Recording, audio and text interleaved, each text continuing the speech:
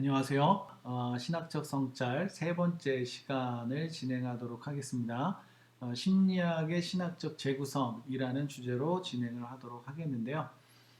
우리가 첫 번째 시간에서는 신학과 심리학의 통합에 대한 이야기를 나누었습니다. 그래서 통합이 가능하다는 입장과 가능하지 않다는 입장, 목회 상담은 기본적으로 통합이 가능하다는 입장을 취하고 있기 때문에 가능하다는 입장을 따라서 이제 수업이 진행이 됐고요.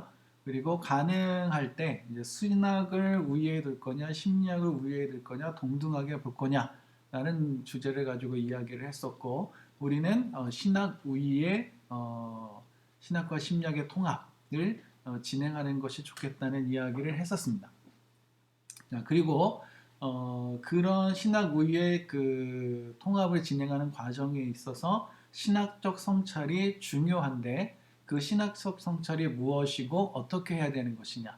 그래서 신학적 성찰이라는 것은 성찰 대상을 필요 없는 것으로 만드는 것이 아니라 우리가 의미 있게 취하기 위해서 우리가 이제 그것을 신학적 성찰을 한다라고 이야기를 했었는데 그 과정 첫 번째는 신학적 비판이고요. 그래서 심리학에 대해서 철저하게 공부하고 그리고 나서 신학적인 잣대로 그것을 한번 걸러내는 작업을 이제 우리가 신학적 비판이라고 했었고요. 이제 마지막 시간으로 이 심리학을 그러면 어떻게 재구성할 거냐, 심리학의 신학적 재구성에 대해서 세 번째 시간을 진행하도록 하겠습니다. 자, 심리학의 신학적 재구성이라고 이제 타이틀이 있는데요. 신학적 비판이 심리학의 사용 여부를 결정하고 그 한계를 설정하는 것이라면, 네, 실제로 그러했죠. 자, 신학적 비판을 통해서 심리학을 사용할 거냐 말 거냐를 결정할 수 있고, 그 사용한다면 이 한계가 어디까지냐를 이제 결정하는 것이 신학적 비판이라고 이야기를 했습니다. 자, 그것이었다면 신학적 재구성은 그러한 과정을 거친 심리학을 목회 상담에서 사용할 수 있도록 만드는 과정이라고 할 수 있습니다. 사용할 수 있도록 만드는 과정. 자, 이때 목회 상담자, 기독교 상담자는 어떤 방법으로 심리학을 재구성할 것인가를 결정해야 합니다. 즉, 단순히 신학적 틀에 신학적으로 정제된 유용한 심리학적 기법만을 가져올 것인지, 이게 제일 단순하다고 볼 수 있습니다.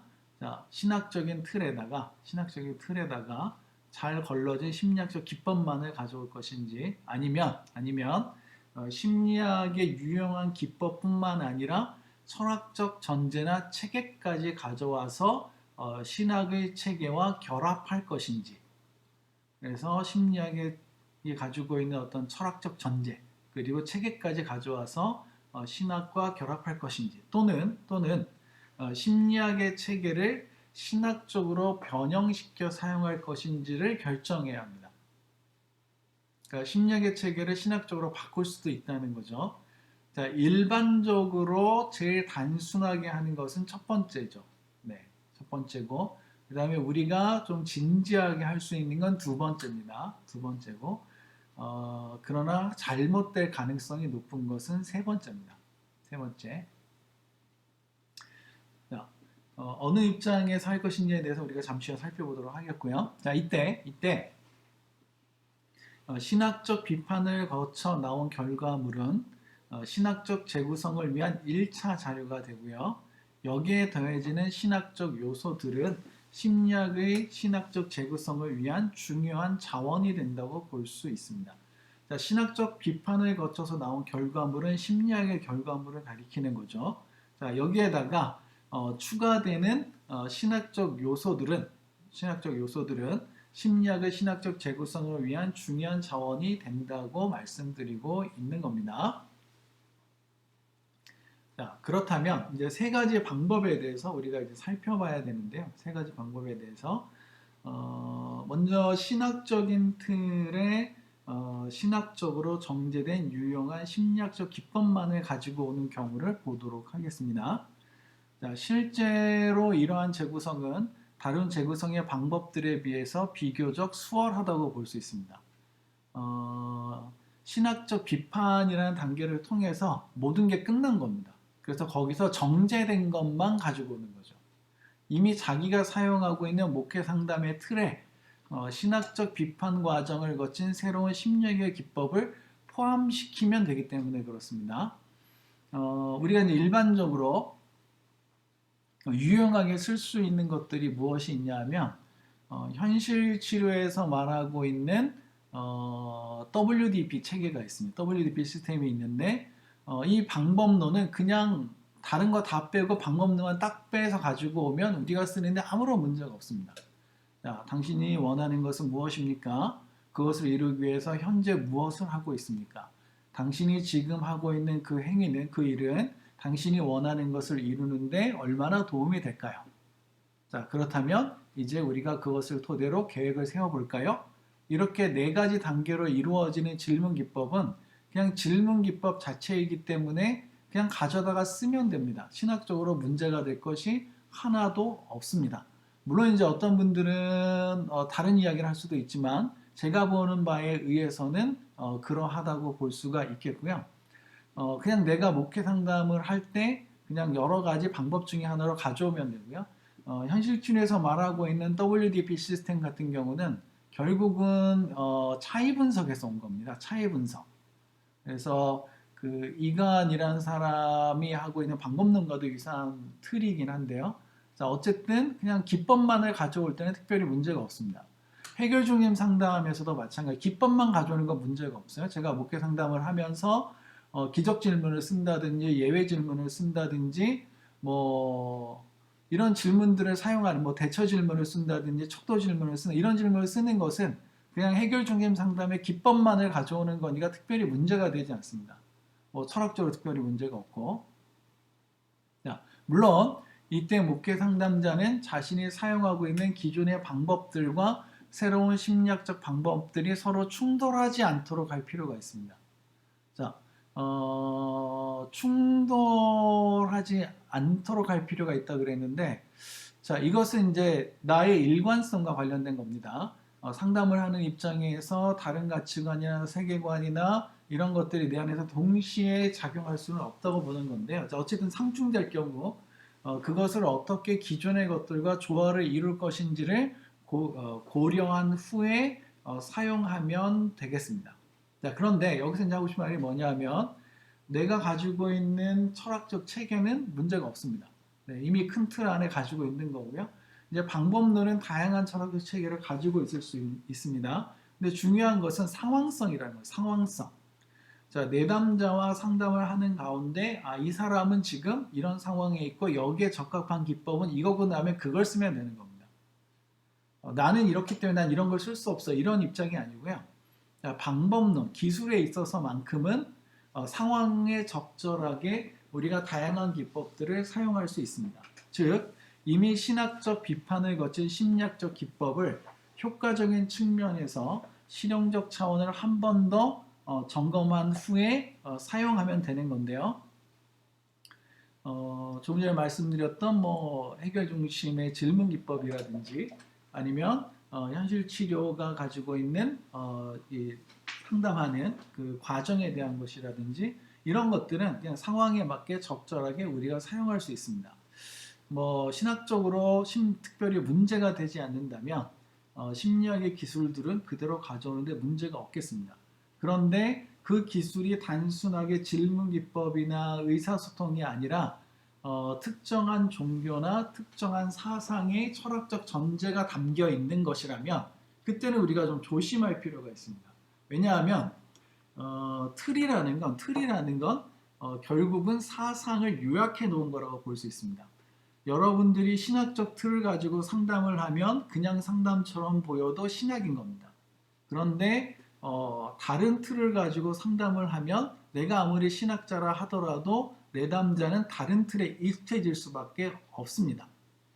네, 그래서 일단은 철학적으로 신학적으로 문제가 없다고 판단됐으면 상황에 맞게 사용하시면 되고요. 그러나 그 기법 자체가 반기독교적이거나 비기독교적인 것으로부터 왔고 어떤 그 세계관의 틀을 형성하고 있다면 그때는 그것을 조심할 필요가 있겠습니다.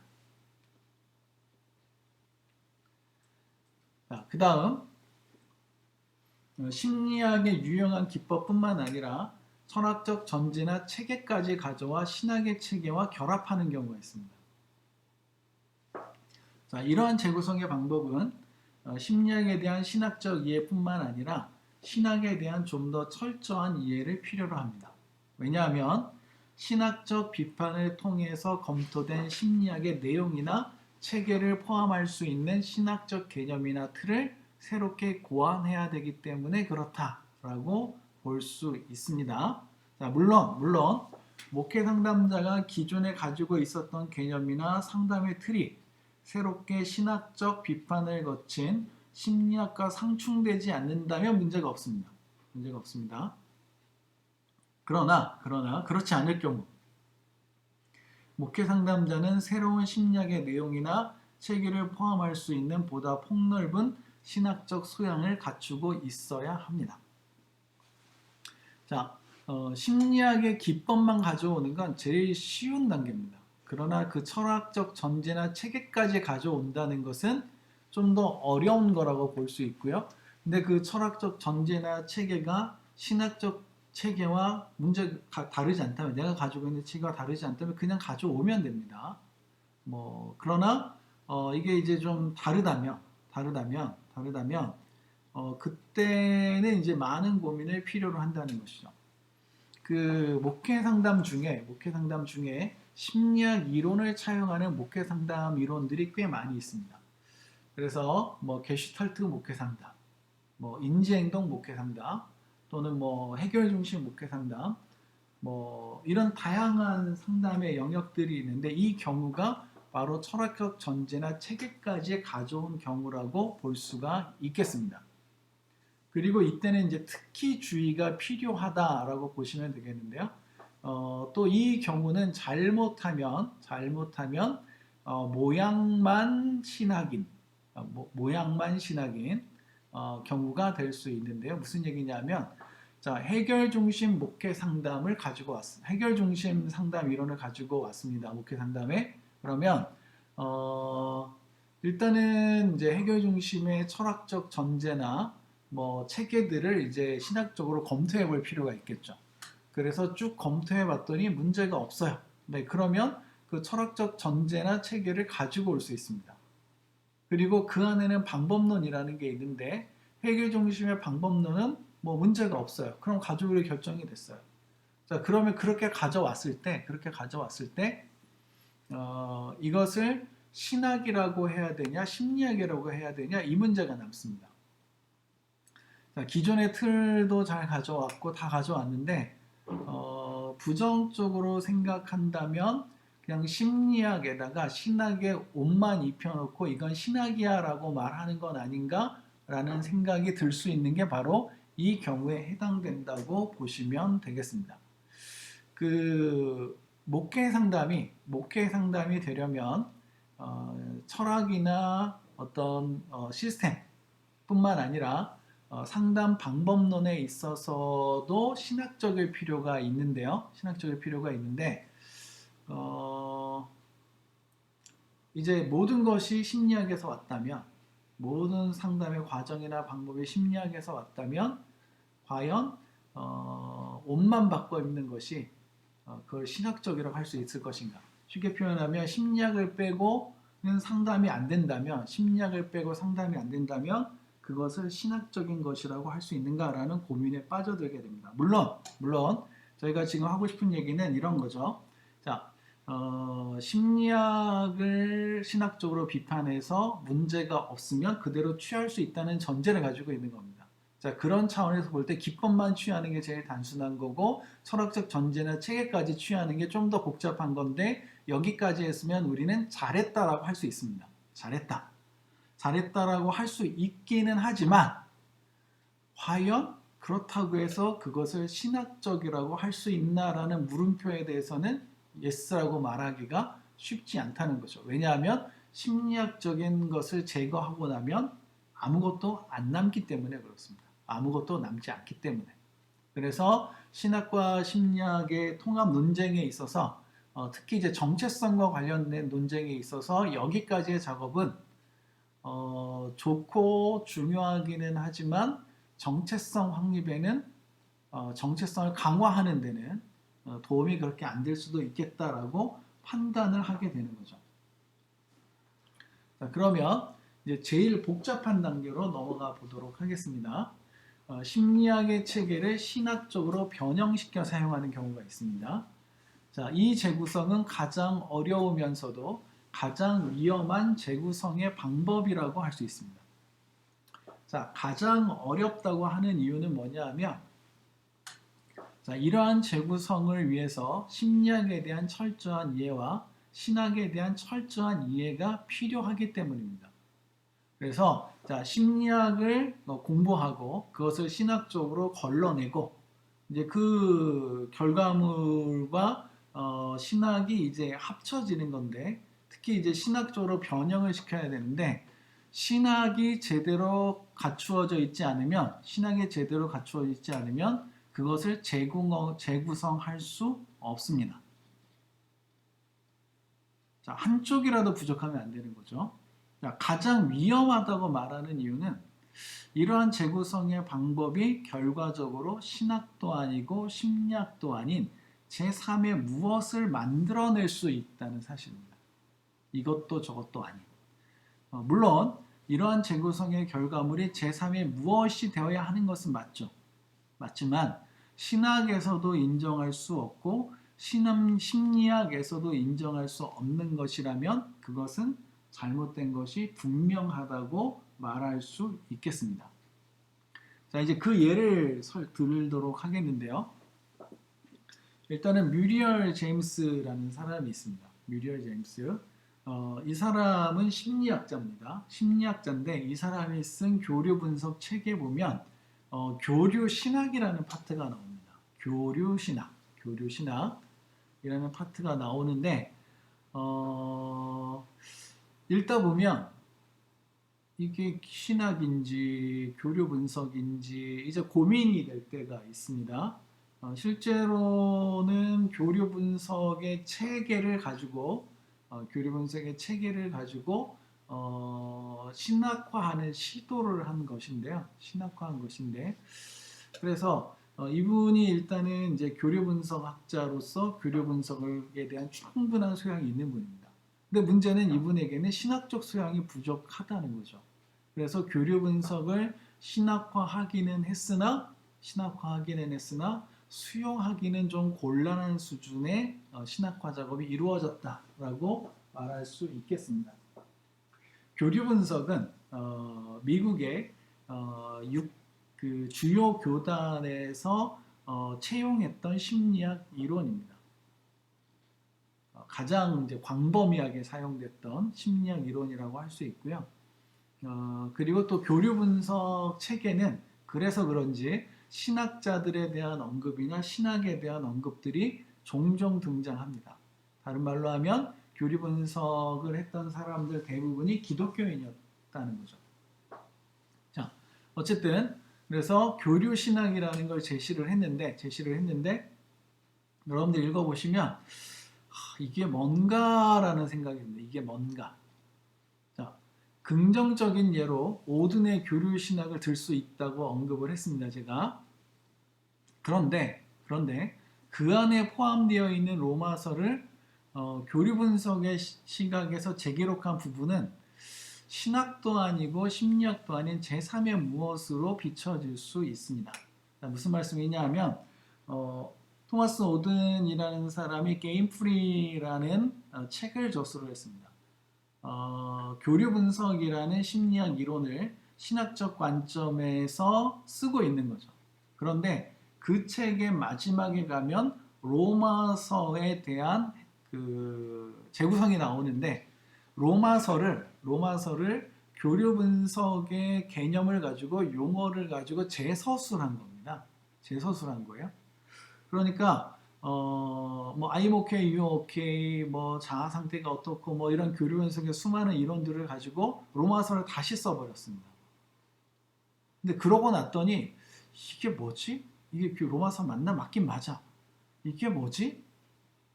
이게 교리분석 맞나? 맞긴 맞아. 근데 이건 뭐야 도대체? 자, 토마스 오든이 이 게임프리라는 책을 쓰면서 이런 표현을 했습니다. 이것이 잘하는 짓인지 못하는 짓인지 나도 잘 모르겠지만 그래도 일단 해보겠다. 뭐 이런 식의 뉘앙스로 이 작업을 해놨거든요. 그럼 이제 그것을 보는 입장에서는 이 사람이 왜 이런 짓을 했을까? 도저히 이해가 안 되는 게 뭐냐면요. 이 사람이 목회 상담의 신학적 정체성을 강력하게 주장했던 사람인데, 그랬던 사람인데, 그것 때문에 우리에게 영향력 있게 다가온 사람인데, 정작 이 사람은 이도저도 아닌 그런 작업을 해놨다는 거죠. 해놨다는 거죠. 그래서 목회 상담을 하는 사람의 입장에서는 좀 당황스러운 부분이긴 합니다. 자, 어쨌든 자 그러므로 심리학의 체계를 신학적으로 변형하는 경우는 늘 이러한 잘못에 빠지지 않도록 주의할 필요가 있겠다. 실제로는 뭐 아무리 주의를 해도 이런 잘못에 빠지지 않기는 어렵다라고 우리가 생각해 볼 수 있겠습니다. 자, 이렇게 해서 우리가 이제 세 가지를 살펴봤습니다. 세 가지. 자, 심리학을 신학적으로 재구성할 때 신학적 틀에 신학적으로 정제된 유용한 심리학적 기법만을 가지고 오는 경우가 있고 심리학의 유용한 기법뿐만 아니라 철학적 전제나 체계까지 가져와 신학의 체계와 결합하는 경우가 있고요. 심리학의 체계를 신학적으로 변형시켜 사용하는 경우가 있습니다. 자, 이 세 가지는 신학과 심리학의 통합에 있어서 신학을 우위로 하는 통합이기는 합니다. 맞기는 하지만 여전히 고민이 남아 있습니다. 심리학을 빼고 뭐가 될까? 결론은 심리학을 빼면 아무것도 아닌 것이 된다는 거죠. 그래서 제가 이 수업을 마무리하기에 앞서서 마지막 부분에서 한 가지 이제 하고 싶은 이야기가 있습니다. 뭐냐면 심리학을 우리가 사용하는 것은 나쁜 건 아닙니다. 잘못된 것도 아니고요. 얼마든지 사용하실 수 있습니다. 단 사용하려면 어떻게 하라고요? 신학적 성찰을 하라고요. 심리학에 대한 신학적 성찰. 그래서 신학적 비판과 신학적 재구성의 과정을 거쳐야 된다고 말하고 있는 겁니다. 그러나 여전히 고민스러운 작업인 건 사실이고 그래서 이제 제가 여러분들에게 요청하고 싶은 또는 이제 제가 앞으로 해야 될 또 지금까지 해온 작업이 뭐냐면 신학적인 틀을 가지고 상담의 방법론을 제안하는 겁니다.